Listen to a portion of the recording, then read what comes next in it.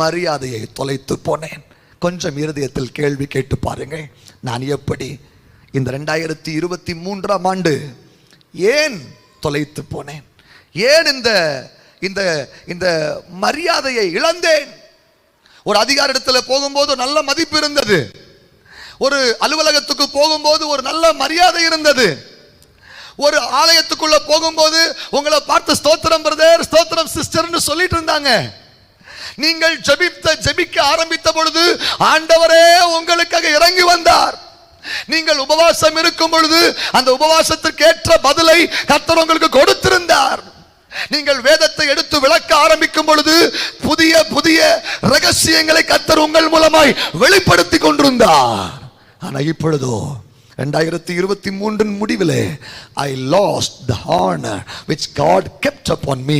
ஆண்டவர் என் மேல வைத்த அந்த மரியாதை,